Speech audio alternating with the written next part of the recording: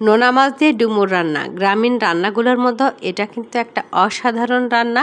আর এটা কিন্তু অনেক বেশি খেতে মজা আর স্বাস্থ্যসম্মত। আর ডুমুর যে কতটা উপকারী সেটা আমরা কম বেশি সবাই জানি। তো ডুমুরটা আমি এখানে গাছ থেকে পেড়ে নিয়ে তারপর চারিপাশটা নিয়েছি, আর মাঝে যে বিচিটা সেগুলো ফেলে দিয়েছি।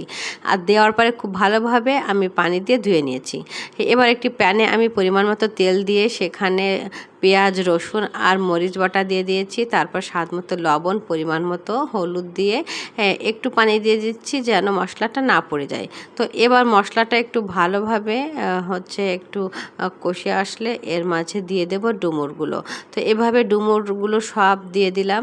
আর ডুমুরগুলো দেওয়ার পরে মশলার সাথে খুব ভালোভাবে একটু মিশিয়ে নিব। এগুলো একটু সেদ্ধ করে তারপরে রান্না করতে হবে। তো এখানে ডুমুরগুলো একটু সেদ্ধ করার জন্য আমি একটু পানি দিলাম। অনেকে এই ডুমুরটা আগে একটু ভাপিয়ে নেয়, অর্থাৎ শুধু লবণ হলুদ দিয়ে সেদ্ধ করে তারপর রান্না করে। তো আমি এখানে একটু ঢাকা দিয়ে দিয়েছিলাম। তারপর ডুমুরগুলো কিন্তু সেদ্ধ হয়ে গেছে, দেখেই বোঝা যাচ্ছে।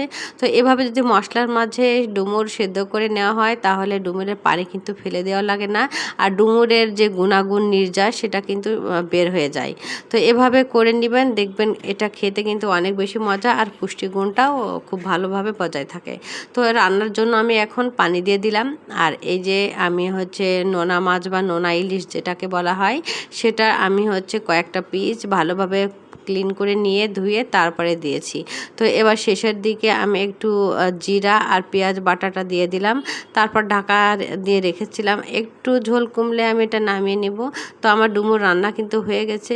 এভাবে একটু অল্প ঝোল অর্থাৎ মাখো মাখো ঝোলে রেখেছি। আর ডুমুর অসাধারণ হয় এভাবে খেতে। আর নোনা ইলিশের স্বাদ আর ডুমুর সত্যি অসাধারণ। রেসিপিটা ভালো লাগলে লাইক করবেন। আল্লাহ হাফেজ।